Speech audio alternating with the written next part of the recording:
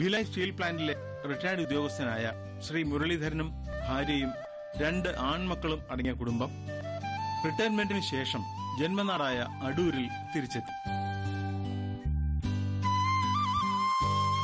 Retirement ജീവിതം എങ്ങനെ പ്രയോജനപ്പെടുത്താം എന്ന ആലോചനയാണ് ഈ കുടുംബത്തെ പച്ചക്കറി കൃഷിയിലേക്ക് എത്തിച്ചത്. അതിനും ഒരു പ്രത്യേക കാരണമുണ്ട്. വിഷമയമായ പച്ചക്കറികളും മറ്റ് ഭക്ഷ്യ ഉൽപ്പന്നങ്ങളും കഴിച്ച് നിത്യേന അല്ലെങ്കിൽ നിമിഷം പ്രതി ക്യാൻസർ പോലുള്ള മാരക രോഗങ്ങൾക്കടിമപ്പെട്ട് ജീവിതം അവസാനിക്കുന്നവരെക്കുറിച്ചുള്ള ഉത്കണ്ഠയായിരുന്നു അതിന് ഒരു കാരണം. തങ്ങളുടെ ബന്ധുക്കൾക്ക് അത്തരം രോഗങ്ങളാൽ ബുദ്ധിമുട്ട് അനുഭവിക്കേണ്ടി വന്നപ്പോൾ തനത് പച്ചക്കറി സ്വയം ഉൽപാദനം, സൗജന്യ വിതരണം എന്ന ആശയത്തിൽ ഇവർ എത്തിച്ചേർന്നു.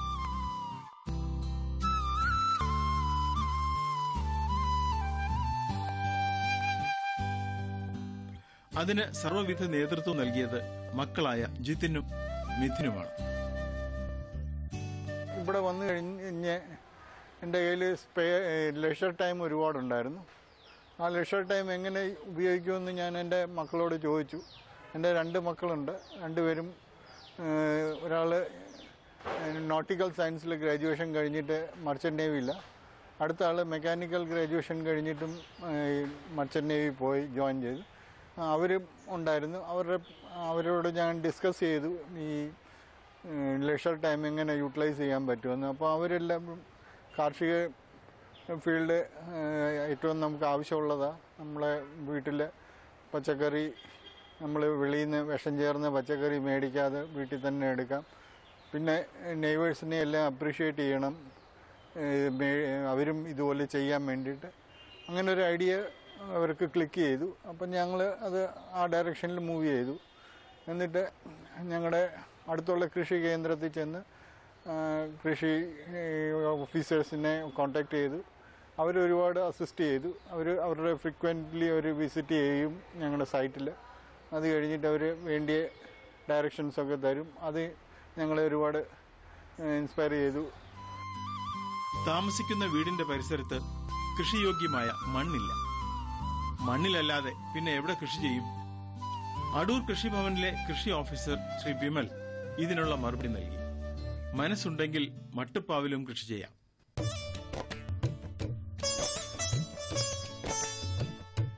ഈ ആശയം മുന്നിൽ കണ്ട് കൃഷിഭവനിൽ നിന്നും ലഭിച്ച നിർദ്ദേശങ്ങളും ഉപദേശങ്ങളും അനുസരിച്ചുള്ള നൂതന കൃഷി രീതിയിലേക്ക് ഇവർ വളരെ പെട്ടെന്നാണ് എത്തിച്ചേർന്നത്.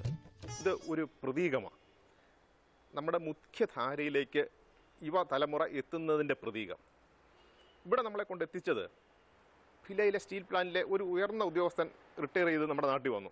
അദ്ദേഹത്തിൻ്റെ എഞ്ചിനീയറിംഗ് പഠിക്കുന്ന നല്ല 2 മക്കൾ പരമ്പരാഗത കൃഷിയിൽ നിന്നൊക്കെ മാറിയിട്ട് ആധുനിക കൃഷി രീതി കൊണ്ടുവന്ന് എങ്ങനെ അദ്ദേഹത്തിൽ ഉൽപ്പാദനം ഉണ്ടാക്കാം എന്നുള്ള രീതി കുട്ടികൾ മറ്റുള്ളവർക്കൂടെ പറഞ്ഞു കൊടുക്കത്തക്ക വിധത്തിലുള്ള കൃഷി രീതികൾ. ഇതൊരു പാഠശാലയാണ്. അടൂരിലെ എല്ലാ കുട്ടികൾക്കും ഇവിടെ വന്ന് കൃഷി കാണണം, പഠിക്കണം, അതൊരു പ്രചോദനമാകണം. ഇതിനുവേണ്ടിയാണ് സംസ്ഥാന കൃഷി വകുപ്പ് ശ്രമിച്ചത്. ഇവരിലൂടെ വേണം ഈ തലമുറയെ മുഴുവൻ നമുക്ക് കൃഷിയിലേക്ക് കൊണ്ടുവരാൻ. അതാ നമ്മൾ ആഗ്രഹിക്കുന്നത്. നോക്കൂ, ഇവിടെ മഴമറ ഉണ്ടാക്കി. എല്ലാം ഇവർ തന്നെ രൂപകൽപ്പന ചെയ്ത മഴമറ. അധികം ചിലവുണ്ടാകാത്ത വിധത്തിൽ ഏറ്റവും മികവാർന്ന രീതിയിൽ അവരത് നിർമ്മിച്ചെടുത്തു. അതിനകത്തെ കൃഷി രീതികളോ എന്തെല്ലാം ഒരു വീട്ടിലേക്ക് ആവശ്യമായ എന്തെല്ലാം പച്ചക്കറികളുണ്ടോ അതെല്ലാം നമ്മളിവിടെ കണ്ടു. പയറും വെണ്ടയും പച്ചമുളകും ചീരയും എന്ന് വേണ്ട എല്ലാം ഉണ്ട്. 1000 സ്ക്വയർ ഫീറ്റ് ടെറസിൽ വ്യക്തമായ പ്ലാൻ വരച്ച് ആദ്യം പോളി ഹൌസ് നിർമ്മിച്ചു. ഇതിന്റെ നിർമ്മാണ രീതിയെക്കുറിച്ച് ഇന്റർനെറ്റിൽ നിന്നും കിട്ടാവുന്നത്ര വിവരങ്ങൾ ശേഖരിച്ച ശേഷം കൃഷി ഓഫീസറായ വിമലിന്റെ കൂടി നേതൃത്വത്തിലാണ് ഇവർ പോളി ഹൌസ് പൂർത്തിയാക്കിയത്.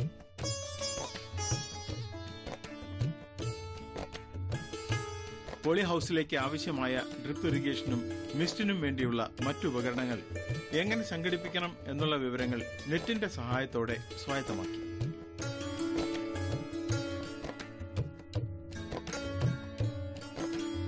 തുടർന്ന് ഇതിന്റെ സാങ്കേതിക ഉപകരണങ്ങളെല്ലാം തന്നെ ഇന്ത്യയിൽ കിട്ടാവുന്നതിൽ മികച്ചത് നോക്കി ഓൺലൈനിൽ വരുത്തി. പോളി ഹൌസിന്റെ മേൽക്കൂര, നെറ്റ് ഘടിപ്പിക്കൽ, വെൽഡിംഗ് എന്നീ പ്രവൃത്തികൾക്ക് മാത്രമേ ഇവർക്ക് വെളിയിൽ നിന്നും ആളെ തേടേണ്ടി വന്നുള്ളൂ. ബാക്കി പോളി ഹൌസിന്റെ എല്ലാ നിർമ്മാണ ജോലികളും സഹോദരന്മാരായ ഈ യുവ എഞ്ചിനീയർമാരാണ് പൂർത്തിയാക്കിയത്. അതുമൂലം പണിക്കൂലിയും പണിക്കാരുടെ എണ്ണവും ഗണ്യമായി കുറയ്ക്കാനായി.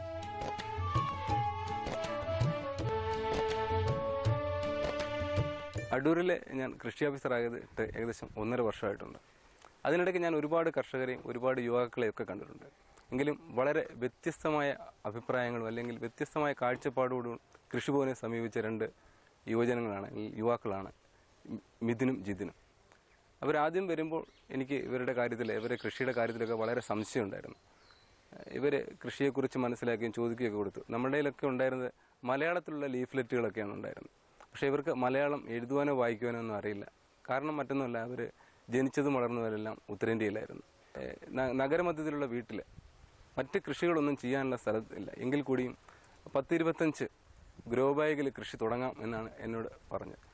അപ്പം എന്നാൽ ഇവരുടെ മനസ്സിൽ വലിയ കൃഷി രീതികളും വലിയ ചിന്തകളുമായിരുന്നു. ഇവിടെ സ്ഥലത്തിന് എന്ത് വിലയുണ്ട്, സ്ഥലം കിട്ടുമോ, കൃഷിക്കുള്ള ചെയ്യാൻ ഞങ്ങൾക്ക് വളരെ ആഗ്രഹമുണ്ടെന്ന് പറഞ്ഞു. ഞാൻ അന്നേരം അവരോട് പറഞ്ഞു, അങ്ങനെയെങ്കിൽ ഞങ്ങൾക്ക് കൃഷി വകുപ്പിന് വെജിറ്റബിൾ ഡെവലപ്മെൻറ്റ് പദ്ധതിയുമായി ബന്ധപ്പെട്ട് മഴമറ കൃഷി ചെയ്യുന്നതിനുള്ള സംവിധാനങ്ങളുണ്ടെന്ന് പറഞ്ഞു. ഏകദേശം 1100ഓളം സ്ക്വയർ ഫീറ്റിൽ ഒരു മഴമറ ഇവരുടെ വീടിന് മുകളിൽ സ്ഥാപിക്കുകയും ഒപ്പം മിസ്റ്റ് ഇറിഗേഷൻ എന്ന് പറയുമ്പോൾ സാധാരണഗതിയിൽ പോളി ഹൗസ് അല്ലെങ്കിൽ മഴമറ സ്ഥാപിച്ചാൽ അതിന് സാങ്കേതിക സഹായം ഉൾപ്പെടെയെല്ലാം ചെയ്യുന്നത് കൺസൾട്ടൻസികളായിരിക്കും. വളരെ വ്യത്യസ്തമായി ഇവർ മഴമറ സ്ഥാപിച്ചതിന് ശേഷം അതിൽ മുഴുവൻ ചെയ്തിരിക്കുന്ന കാര്യങ്ങൾ ഇവർ 2 യുവാക്കളാണ്. എങ്കിൽ കൂടിയും അവർ യുവ എഞ്ചിനീയർമാരാണ്. 2 പേരും ബിടെക് പാസ്സായവരാണ്. ബിടെക് പാസ്സായ മറൈൻ എഞ്ചിനീയേഴ്സാണ്. 6 മാസം നാട്ടിലും 6 മാസം കപ്പലിലും ജോലി ചെയ്യുന്നവരാണ്. ഇവരെങ്ങനെയാണ് കൃഷി നടത്തിക്കൊണ്ട് പോകുകയെന്ന് വളരെ സംശയം ഉണ്ടായിരുന്നൊരു കാലഘട്ടമായിരുന്നു അതൊക്കെ. പക്ഷേ റെഗുലറായി ഇവർ കൃഷിഭവനിൽ വരികയും 2-3 പരിശീലന പരിപാടികൾ പങ്കെടുക്കുകയും അച്ഛനും ഉൾപ്പെടെ ഇവർ പരിശീലന പരിപാടികൾ പങ്കെടുക്കുകയുണ്ടായി. അതിനുശേഷം ഞങ്ങളെ കൂടി അത്ഭുതപ്പെടുത്തിക്കൊണ്ടായിരുന്നു പിന്നീടുള്ള ഇവരുടെ പ്രവർത്തന രീതികൾ. വളരെ വ്യത്യസ്തമായി മഴമറയിൽ വിവിധ തരം ഏകദേശം 7ഓളം പച്ചക്കറികൾ ഉൽപ്പാദിപ്പിക്കുന്നു. വെറും വ്യാപാരത്തിന് വേണ്ടി മാത്രമല്ല എന്ന് പറയുമ്പോൾ ഞങ്ങൾക്കും അഭിമാനമുണ്ട്. അവരുടെ തന്നെ വാക്കുകൾ അവർ തന്നെ പറഞ്ഞിട്ടുണ്ട്, വ്യാപാരത്തിന് വേണ്ടി മാത്രമല്ല, ഒരു സമൂഹത്തിൻ്റെ ആരോഗ്യം, ആ സമൂഹത്തിൻ്റെ നന്മ, അതൊക്കെയാണ് അവർ ഉദ്ദേശിക്കുന്നത്. ഒരു സാധനം പോലും ഉൽപ്പാദിപ്പിക്കുന്ന ഒരു സാധനം പോലും അവർ പൈസയ്ക്ക് വേണ്ടി വിപണനം ചെയ്യുന്നില്ല. എല്ലാം അവരുടെ സുഹൃത്തുക്കൾക്കും ബന്ധുജനങ്ങൾക്കും പലപ്പോഴും പോകുന്ന ഇടത്തെല്ലാം അവർ സമ്മാന പൊതികൾക്ക് പകരം പച്ചക്കറി വിത്തുകളാണ്, പച്ചക്കറി ഉൽപ്പന്നങ്ങളാണ് കൊണ്ടുകൊടുക്കുന്നത്. ഇപ്പം ഞങ്ങൾക്ക് അടൂർ നഗരസഭയിലെ ഈ 2 യുവാക്കൾ അവർ കേരളത്തിന് ഒരു മാതൃകയാണ്. മറ്റ് ഒരുപാട് കൂട്ടായ്മകളുള്ള കാലഘട്ടങ്ങളാണ്. പലപ്പോഴും ഇവരെ യുവജനങ്ങൾ പലപ്പോഴും സമയമില്ല എന്ന് നടക്കുന്ന ആളുകൾ ഈ യുവാക്കളെ കണ്ട് പഠിക്കണമെന്നാണ് എനിക്ക് ഒരു കൃഷി ഓഫീസർ എന്ന നിലയിൽ യുവാക്കളോട് പറയാനുള്ളത്. വളരെ മനോഹരമായ അല്ലെങ്കിൽ വളരെ സമയമില്ല എന്ന് പറയുന്ന ആളുകൾക്ക് ഇവരെ സംബന്ധിച്ചിടത്തോളം എങ്ങനെയൊക്കെ സമയങ്ങൾ കണ്ടെത്തിക്കൊണ്ട് സമൂഹത്തിന് നന്മ നേടി കൊടുക്കാം എന്നുള്ളതാണ്. കൃഷി എന്ന് പറയുന്ന ഒരു സംസ്കാരമാണെന്ന് ഞങ്ങളെ കൂടി ഓർമ്മിപ്പിക്കുന്ന രീതിയിലാണ് പലപ്പോഴും ഇവരുടെ പ്രവർത്തനങ്ങൾ. 1000 സ്ക്വയർ ഫീറ്റ് പോളി ഹൌസ് പൂർത്തിയായപ്പോൾ 1,20,000 രൂപയാണ് ചെലവായത്.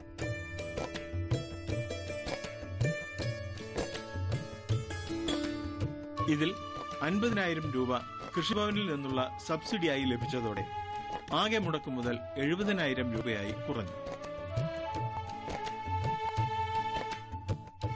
ടെറസിൽ മാറ്റ് വിരിച്ച ശേഷമാണ് മണ്ണും വളവും മിശ്രിതമാക്കിയ ഗ്രോ ബാഗുകൾ ടെറസിൽ സ്ഥാപിച്ചത്.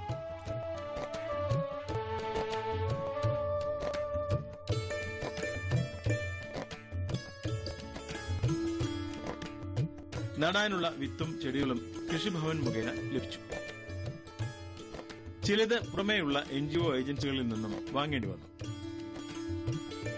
വെണ്ട, പയർ, തക്കാളി, വഴുതന, ചീര, പിരിയൻ മുളക്, കോവൽ, കാന്താരി, കറിവേപ്പില എന്നിവയാണ് ഇവിടെ പ്രധാന കൃഷി.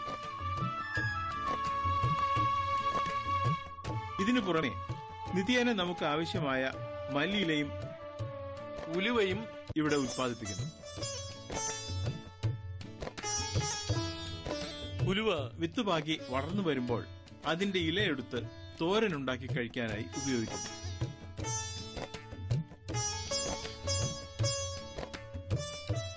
ഏറെ രുചിയും ഔഷധമൂല്യവും അടങ്ങിയതുമായ ഈ ഇല ആരോഗ്യ പരിരക്ഷയ്ക്ക് ഏറെ ഗുണം ചെയ്യുന്നു എന്നാണ് മുരളീധരന്റെയും ഭാര്യയുടെയും അഭിപ്രായം.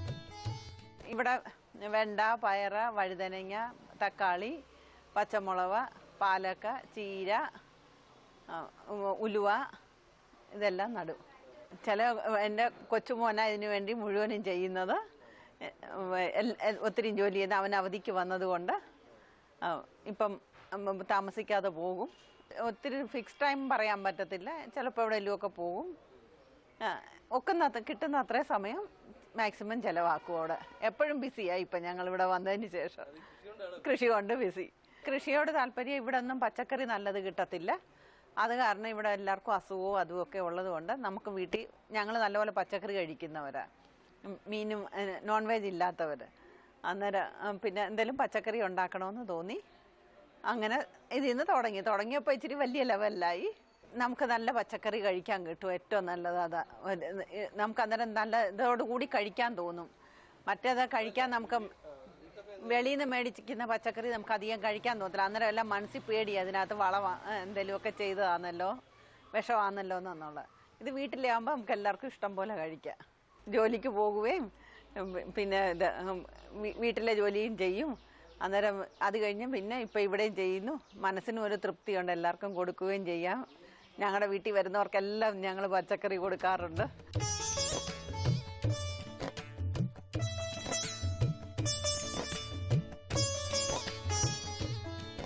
പോളി ഹൌസിന്റെ ഹൈടെക് നിർമ്മാണ രീതി കാരണം വിപരീത കാലാവസ്ഥയെ ചെറുത്തു നിൽക്കാനും ചെടികൾക്ക് ആവശ്യമായ തോതിൽ ഊഷ്മാവിനെ നിയന്ത്രിക്കാനും കഴിയും.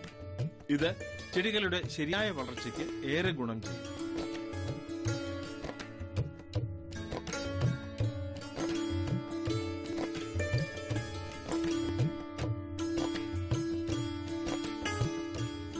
ഇവിടെ കീടരോഗബാധ താരതമ്യേന കുറവാണ് എന്ന് പറയാം.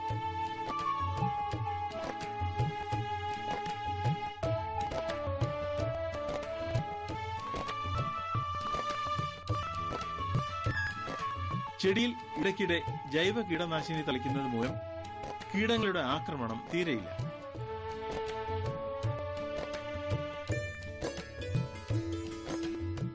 മഴവെള്ള സംഭരണിയിൽ നിന്നും കിണറ്റിൽ നിന്നുള്ള വെള്ളവുമാണ് ജലസേചനത്തിനുള്ള പ്രധാന ആശ്രയം. തുള്ളി നനയാവുമ്പോൾ ചെടിക്ക് ആവശ്യമുള്ള വെള്ളം മാത്രമേ അതിന് ലഭിക്കുകയുള്ളൂ. ഇതുമൂലം ഗ്രോ ബാഗിലേക്ക് അമിതമായി ഒഴുക്കിക്കളയുന്ന ജലം ലാഭിക്കാൻ കഴിയുന്നു.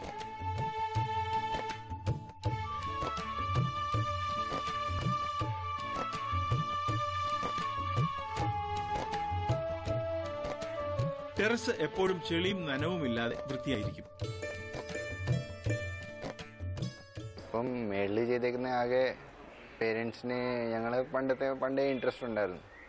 പിന്നെ ആകെ ഞാൻ ചെയ്തേക്കുന്ന ഇപ്പം പ്ലംബിംഗ് ഡിസൈനിങ്ങും പിന്നെ മൊത്തം വെള്ളം പോകാനുള്ള ഡ്രിപ്പും മിസ്റ്റിങ്ങും പിന്നെ ഇത് സോളിനോയിഡ് വാൾ വെച്ചിട്ട് ഡീലിങ്കിൻ്റെ ഇത് സോളിനോയിഡ് വാൾ വെച്ച് സ്മാർട്ട് പ്ലഗ് വെച്ചിട്ട് ഓപ്പറേഷൻ മാത്രമേ ചെയ്തിട്ടുള്ളൂ. അല്ലാതെ മെയിൻ്റെനൻസ് ഒക്കെ വീട്ടിൽ നിന്ന് ബാക്കി ആൾക്കാരാണ് ചെയ്യുന്നത്. പിന്നെ ഇത് മെയിനായിട്ട് ടെക്നിക്കൽ അസിസ്റ്റൻസ് മൊത്തം അഗ്രികൾച്ചർ ഓഫീസിൽ നിന്ന് കിട്ടി. ഹൈബ്രിഡ് സീഡ്സ് എല്ലാം മെജോറിറ്റി യൂസ് ചെയ്തത്. നാംദാരി എന്ന് പറഞ്ഞിട്ടൊരു ബ്രാൻഡുണ്ട്.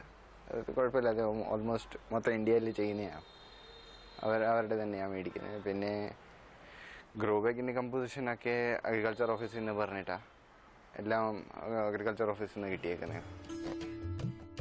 സാധാരണ കാലത്തും വൈകുന്നേരവുമാണ് ജലസേചന സമയം. പോളി ഹൌസിന്റെ ഊഷ്മാവ് ഒരേ തലത്തിൽ നിലനിർത്താനായി മിസ്റ്റ് പരീക്ഷണവും എല്ലാ ദിവസവും നടത്താറുണ്ട്.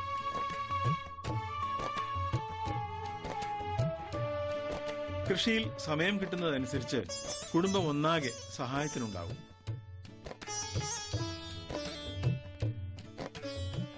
അച്ഛൻ മുരളീധരനും അമ്മ ജ്യോതിയും മരുമകളും ഇതിൽ പങ്കെടുക്കുന്നു.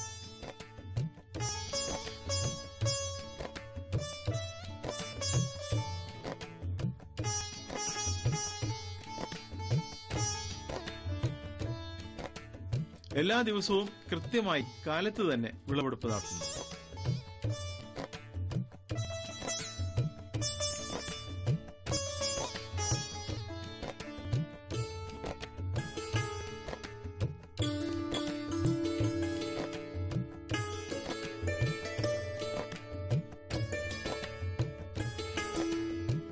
അന്നന്ന് കിട്ടുന്ന വിഷരഹിത പഴങ്ങളും പച്ചക്കറികളും വീട്ടിലെ ആവശ്യം കഴിഞ്ഞുള്ളവ അയൽക്കാർക്കും ബന്ധുക്കൾക്കും കൊടുക്കാറുണ്ട്.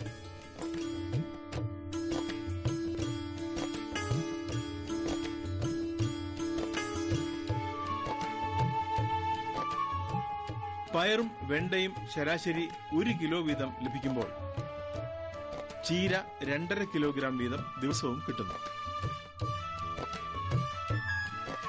മറ്റുള്ളവ ആവശ്യാനുസരണം പറിച്ചെടുക്കുകയാണ് പതിവ്.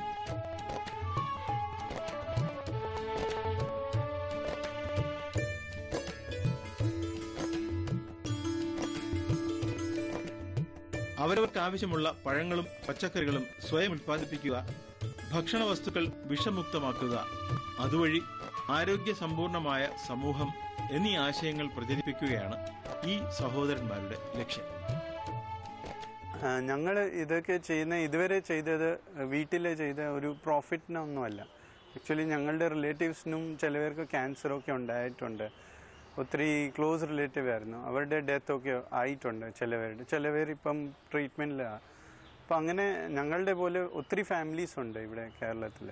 അപ്പം എല്ലാവർക്കും എൻ്റെ തിങ്കിങ് വെച്ച് എല്ലാവർക്കും അവനവൻ്റെ വീട്ടിൽ ഒരു മിനി സ്കെയിൽ വെച്ചിട്ട് എന്തെങ്കിലും ചെയ്യണം, അങ്ങനെ ഉള്ളൂ. നമുക്ക് എൻവയോൺമെൻറ്റ് കൂടും നിൽക്കാം, പ്ലസ് നമുക്ക് കഴിക്കാനുള്ള ഡെയിലി ഫുഡും കിട്ടും. അത് നമ്മൾ പ്ലാന്റ്സിനെ കെയർ ചെയ്യുക നമ്മളുടെ കുഞ്ഞുങ്ങളെ പോലെ. അപ്പോൾ അവർ നമുക്ക് തിരിച്ച് നല്ല രീതിയിൽ നല്ല ലൈഫും നമുക്ക് ഇൻ റിട്ടേൺ ചെയ്യുന്നത്. ഇത് മൊത്തം ഒരു ഫുഡ് ചെയിൻ പോലെ. നമുക്കൊരു അങ്ങോട്ട് സ്നേഹം കൊടുക്കുക, അല്ലെങ്കിൽ പ്ലാന്റ്സിന് കെയർ ചെയ്യുവാണെങ്കിൽ നമ്മളെ അവരും കെയർ ചെയ്യും. അങ്ങനെ നമ്മൾ ഒരു ഇക്കോസിസ്റ്റം, നല്ലൊരു ഇക്കോസിസ്റ്റം ആയിരിക്കും. അത് വളരെ നല്ല നമുക്കൊരു നല്ല ഫീലിംഗ് ഗ്രാൻറ്റ് ചെയ്യും ബേസിക്കലി. പ്ലസ് നമ്മളുടെ മൊത്തം ദിവസം ഫ്രം മോർണിംഗ് ടു നൈറ്റ് വരെ നമുക്കൊരു ഹെൽത്തി ഫീലിംഗും കിട്ടും. മറൈൻ എഞ്ചിനീയർമാരായ ഇവർ ജോലി സംബന്ധമായി 3 മാസങ്ങൾ കൂടുമ്പോൾ കടലിലും ബാക്കി നാട്ടിലുമായിരിക്കും. നാട്ടിലുള്ളപ്പോൾ മുഴുവൻ സമയവും കൃഷിക്ക് വേണ്ടിയാണ് ഈ സഹോദരന്മാർ ചെലവഴിക്കുന്നത്.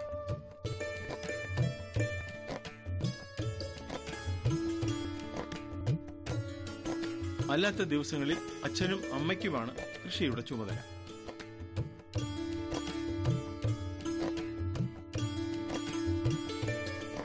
കൃഷിഭവനിലെ ഉദ്യോഗസ്ഥന്മാരുടെ ഇടവിട്ടുള്ള സന്ദർശനവും വിലയിരുത്തലും ഹൈടെക് കൃഷി രീതിക്ക് ഏറെ ഗുണകരമാവുന്നുണ്ട്.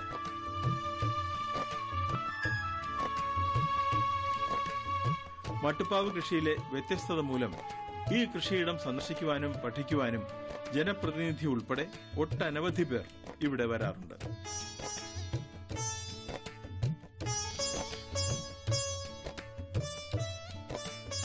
നമ്മുടെ എല്ലാ വീടുകളിലും ടെറസിൻ്റെ മുകളിലായാലും മുറ്റത്തായാലും അടുക്കളയുടെ പുറകിലായാലും എവിടെയായാലും വീട്ടാവശ്യത്തിനുള്ള പച്ചക്കറി ഉൽപ്പാദിപ്പിക്കാൻ നമ്മളെല്ലാവരും തയ്യാറാകണമെന്നുള്ള മെസ്സേജാണ് ഈ 2 ചെറുപ്പക്കാർ മിഥുനും ജിതിനും നമുക്ക് നൽകിയിരിക്കുന്നത്.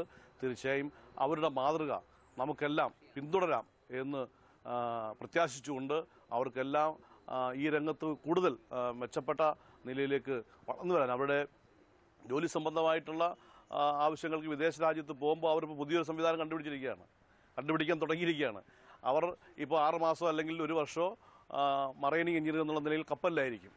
സ്വാഭാവികമായിട്ടും അവിടെ ഇരുന്നുകൊണ്ട് ഇവിടെ കൃഷിക്ക് വെള്ളം പമ്പ് ചെയ്യാൻ കഴിയത്തക്ക നിലയിൽ മൊബൈൽ ഫോണിൽ പ്രത്യേകമായിട്ടുള്ള ആപ്ലിക്കേഷൻ അവർ കണ്ടുപിടിക്കാൻ ശ്രമിച്ചുകൊണ്ടിരിക്കുകയാണ്. അതിൻ്റെ സോഫ്റ്റ്വെയർ ഉണ്ടാകുമെന്ന് തന്നെയാണ് മിഥുൻ ഇപ്പോൾ പറഞ്ഞിരിക്കുന്നത്.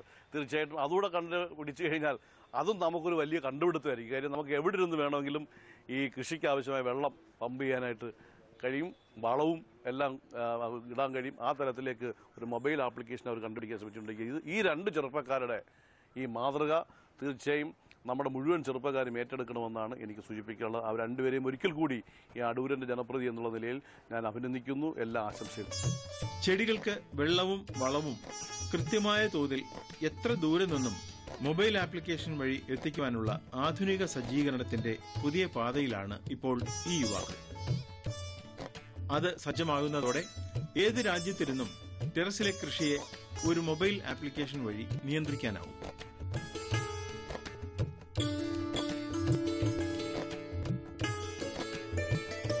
എഞ്ചിനീയറിംഗ് വൈദഗ്ധ്യം മനുഷ്യന്റെ അടിസ്ഥാന ആവശ്യമായ കൃഷിയിലേക്കും കർഷകരിലേക്കും വ്യാപിപ്പിക്കുക എന്ന മഹത്തായ ദൗത്യമാണ് ഈ യുവ സഹോദരന്മാർ ഏറ്റെടുത്തിരിക്കുന്നത്.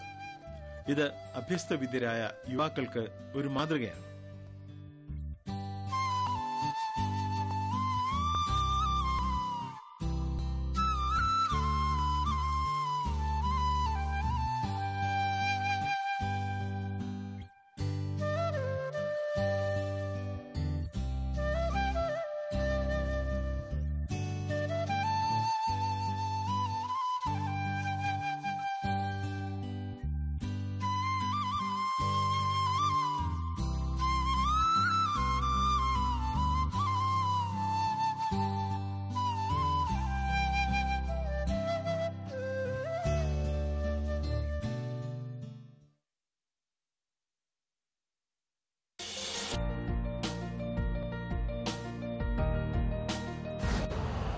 यूरिया का स्वदेशी उत्पादन 70 लाख टन बढ़ाने के लिए 6 उर्वरक संयंत्रों का उद्धार किया जा रहा है। FCIL के गोरखपुर, सिंदरी, तलचर और रामागुंडम संयंत्र, HFCL की बरौनी इकाई और BVFCL की नामरू फोर्थ। सोने पर सुहागा ये है कि देश में अब बनेगा सिर्फ नीम लेपित यूरिया, क्योंकि इससे होगा किसानों का फायदा ही फायदा। अनाज का उत्पादन 10% तक बढ़ेगा। बढ़ेगी 10 से 15% नाइट्रोजन क्षमता।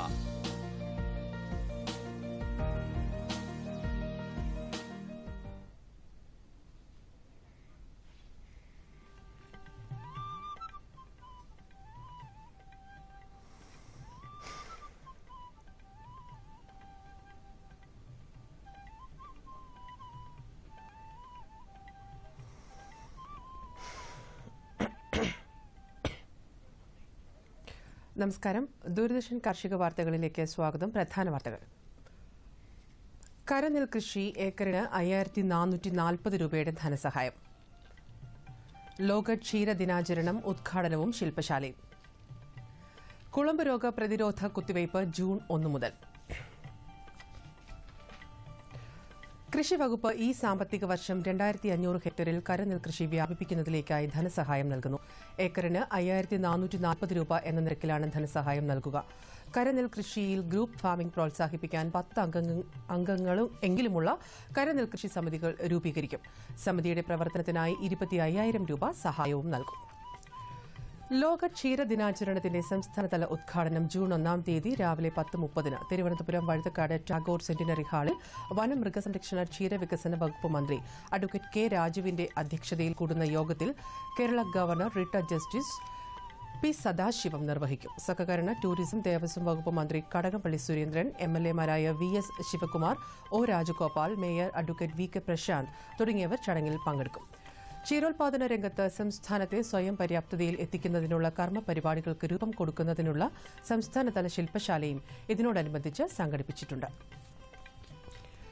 സംസ്ഥാന മന്ത്രിസഭയുടെ 1ാം വാർഷികത്തോടനുബന്ധിച്ച് കാർഷിക വികസന, കർഷക ക്ഷേമ വകുപ്പ് വഴി നടപ്പിലാക്കുന്ന വിവിധ പദ്ധതികളുടെ ഉദ്ഘാടനവും കർഷക സംഗമവും സംഘടിപ്പിക്കുന്നു. ഈ പരിപാടിയുടെ ഉദ്ഘാടനം തിരുവനന്തപുരം ആനയറ സമേതിയിൽ വെച്ച് നാളെ കൂടുന്ന യോഗത്തിൽ കൃഷി വകുപ്പ് മന്ത്രി അഡ്വക്കേറ്റ് VS സുനിൽകുമാർ നിർവഹിക്കും. 1 ലക്ഷം യുവജനങ്ങൾക്കുള്ള തൊഴിൽ ദാന പദ്ധതി പ്രകാരമുള്ള പെൻഷൻ വിതരണത്തിന്റെ ഉദ്ഘാടനവും ഇതിനോടനുബന്ധിച്ച് നടക്കുന്നതാണ്.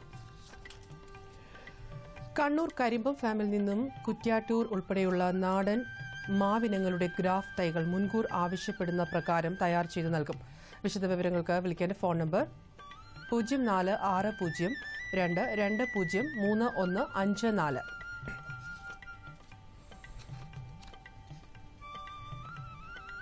തൃശൂർ ആസ്ഥാനമായി പ്രവർത്തിക്കുന്ന national bureau of plant genetic റിസോഴ്സിൽ നിന്നും കോട്ടുകോണം, തൊലിക്കയ്പൻ, മൂവാണ്ടൻ, കിളിച്ചുണ്ടൻ, വട്ടൻ, പുളിയൻ മാങ്ങ, മാമ്പഴ പുളിശ്ശേരിക്കായുള്ള നാട്ടുമാവിനങ്ങൾ തുടങ്ങിയവയുടെ തൈകൾ മുൻകൂർ ആവശ്യപ്പെടുന്ന പ്രകാരം അടുത്ത വർഷം തയ്യാറാക്കി നൽകും. താൽപര്യമുള്ളവർ വിളിക്കേണ്ട ഫോൺ നമ്പർ 0487237049.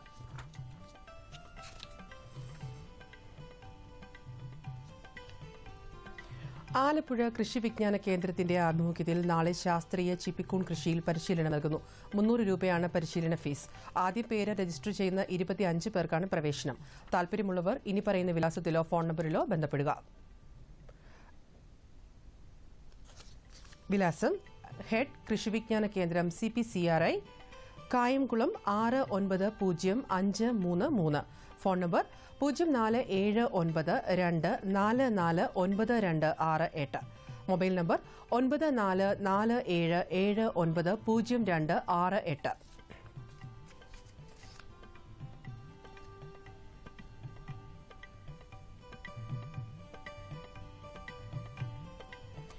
തരിശുനില കൃഷിയിൽ ഊർജിതമായി മുന്നേറുന്ന തദ്ദേശ സ്വയംഭരണ സ്ഥാപനങ്ങൾക്ക് കൃഷിവകുപ്പിന്റെ അംഗീകാരം. ഏറ്റവും കൂടുതൽ പ്രദേശത്ത് തരിശുനില കൃഷി വ്യാപിപ്പിക്കുന്ന പഞ്ചായത്ത്, മുനിസിപ്പാലിറ്റി എന്നിവയ്ക്ക് യഥാക്രമം 15 ലക്ഷം രൂപ, 10 ലക്ഷം രൂപ എന്നിവ ഒന്നാം സമ്മാനമായി നൽകും. 2, 3 സ്ഥാനക്കാർക്ക് 10 ലക്ഷം രൂപയും 7 ലക്ഷം രൂപയും സമ്മാനമായി നൽകും. ഈ സാമ്പത്തിക വർഷം 3000 ഹെക്ടറിൽ തരിശുനില കൃഷി വ്യാപിപ്പിക്കാനും കഴിഞ്ഞ വർഷം കൃഷി യോഗ്യമാക്കിയ 2900 ഹെക്ടറിൽ നെൽകൃഷി ചെയ്യാനും കൃഷിവകുപ്പ് സഹായം നൽകും.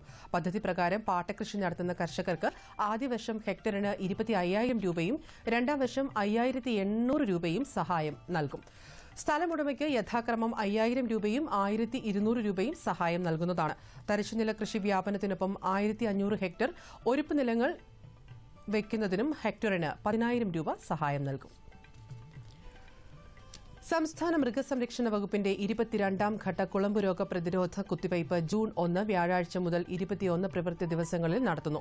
വാക്സിനേഷൻ ചാർജായി 5 രൂപ വീതം ഉരുക്കൾ ഓരോന്നിനും ഈടാക്കുന്നതാണ്. വാക്സിനേറ്റർമാർ ക്ഷീരകർഷകരുടെ വീടുകളിൽ എത്തി വാക്സിനേഷൻ നൽകും. കുളമ്പ് രോഗത്തിനെതിരെയുള്ള പ്രതിരോധ കുത്തിവയ്പ് എടുക്കുവാനുള്ള അവസരം ക്ഷീരകർഷകർ വിനിയോഗിക്കേണ്ടതാണ്. ഇനി കമ്പോള നിലവാരം. വെളിച്ചെണ്ണ കൊച്ചി 13,000 രൂപ, കോഴിക്കോട് 14,600 രൂപ, തൃശൂർ 13,100 രൂപ. കൊപ്ര കൊച്ചി 8,730 രൂപ, കോഴിക്കോട് 9,400 രൂപ, തൃശൂർ 8,820 രൂപ. കുരുമുളക് അൺഗാർബിൾഡ് 49,300 രൂപ, ഗാർബിൾഡ് 51,300 രൂപ. ചുക്ക മീഡിയം 9,750 രൂപ, ബസ്റ്റ് 11,750 രൂപ. മഞ്ഞൾ സേലം 8,500 രൂപ, ഈറോഡ് 9,000 രൂപ. അടയ്ക്ക പഴയത് 20,000-നും 21,000-നും മധ്യേ. കൊച്ചി റബ്ബർ RSS 5ാം ഗ്രേഡ് 12,500 രൂപ, റബ്ബർ RSS 4ാം ഗ്രേഡ് 12,700 രൂപ. കോട്ടയം റബ്ബർ RSS 5ാം ഗ്രേഡ് 12,500 രൂപ, റബ്ബർ RSS 4ാം ഗ്രേഡ് 12,600 രൂപ. കമ്പോള നിലവാരം കൊച്ചിയിൽ. വെളിച്ചെണ്ണ 13,000 രൂപ, കൊപ്ര 8,730 രൂപ, പിണ്ണാക്ക് എക്സ്പെല്ലർ 2,300 രൂപ, റോട്ടറി 2,700 രൂപ. കുരുമുളക് അൺഗാർബിൾഡ് 49,300 രൂപ, ഗാർബിൾഡ് 51,300 രൂപ. ചുക്ക മീഡിയം 9,750 രൂപ, ബസ്റ്റ് 11,750 രൂപ. മഞ്ഞൾ നാടൻ 11,500 രൂപ. അടയ്ക്ക പുതിയത് 20,000-നും 21,000-നും മധ്യേ. ജാതിക്ക തൊണ്ടൻ കിലോഗ്രാമിന് 150-നും 170-നും മധ്യേ. ജാതിക്ക തൊണ്ടില്ലാത്തത് കിലോഗ്രാമിന് 260-നും 325-നും മധ്യേ. ജാതിപത്രി കിലോഗ്രാമിന് 400-നും 550-നും മധ്യേ. ഗ്രാമ്പു കിലോഗ്രാമിന് 650 രൂപ. റബ്ബർ RSS 5ാം ഗ്രേഡ് 12,500 രൂപ, റബ്ബർ RSS 4ാം ഗ്രേഡ് 12,700 രൂപ. ഒട്ടുപാൽ 8,600 രൂപ, ലാറ്റക്സ് 8,900 രൂപ. കമ്പോള അവലോകനം. ഹൈറേഞ്ചിലെ ഏലത്തോട്ടങ്ങളിൽ നിന്ന് വൈകാതെ പുതിയ ചരക്കെത്തുമെന്ന സൂചനകൾക്കിടയിലും ഏലയ്ക്ക വാങ്ങിക്കൂട്ടാൻ ഇടപാടുകാർ മത്സരിച്ചു. അനുകൂല കാലാവസ്ഥ ലഭ്യമായാൽ പുതിയ സീസണിൽ ഉൽപാദനം ഉയരും. കൊച്ചിയിൽ ഏലത്തിന് വന്ന 45,804 കിലോ ചരക്ക് പൂർണ്ണമായി വിറ്റഴിഞ്ഞു. മികച്ച ഇനങ്ങൾ കിലോഗ്രാമിന് 1,187 രൂപയിലാണ്. കുരുമുളക് തുടർച്ചയായ വില ഇടിവിന് ശേഷം തിരിച്ചുവരവ് കാഴ്ചവെച്ചു. മലബാർ മുളകിന്റെ ലഭ്യത കുറഞ്ഞതോടെ വില ഉയർത്തി ചരക്ക് സംഭരിക്കാൻ വാങ്ങലുകാർ തയ്യാറായില്ല. ഹൈറേഞ്ച് മുളക് കിലോയ്ക്ക് 500 രൂപയിൽ കൈമാറി. കാലാവസ്ഥാ മാറ്റം മലബാർ മേഖലയിൽ നാളികേരോൽപ്പന്നങ്ങളുടെ വില ഉയർത്തി. അതേസമയം കൊച്ചിയിലും തൃശൂരിലും വെളിച്ചെണ്ണ, കൊപ്ര വിലകളിൽ മാറ്റമില്ല. കാലവർഷത്തിന്റെ കടന്നുവരവ് കണ്ട ഉത്തരേന്ത്യയിലെ ചെറുകിട വ്യവസായികളും ടയർ നിർമ്മാതാക്കളും റബ്ബർ മാർക്കറ്റുകളിൽ നിന്ന് പിൻവലിഞ്ഞത് വില തകർച്ചയ്ക്ക് കാരണമായി. കോട്ടയത്ത് 4ാം ഗ്രേഡ് 12,900-ൽ നിന്ന് 12,600-ലേക്ക് ഇടിഞ്ഞു. ഇനി കാലാവസ്ഥ. കണ്ണൂർ കൂടിയ താപനില 33.4 ഡിഗ്രി സെൽഷ്യസ്, കുറഞ്ഞ താപനില 25.4 ഡിഗ്രി സെൽഷ്യസ്. കോഴിക്കോട് 34.1, 23.3. കൊച്ചി 27, 24.2. ആലപ്പുഴ 27.5, 23.3. പുനലൂർ 32, 23.1. തിരുവനന്തപുരം 29.6, കുറഞ്ഞ താപനില 23.2 ഡിഗ്രി സെൽഷ്യസ്. കാർഷിക വാർത്തകൾ കഴിഞ്ഞു. നമസ്കാരം.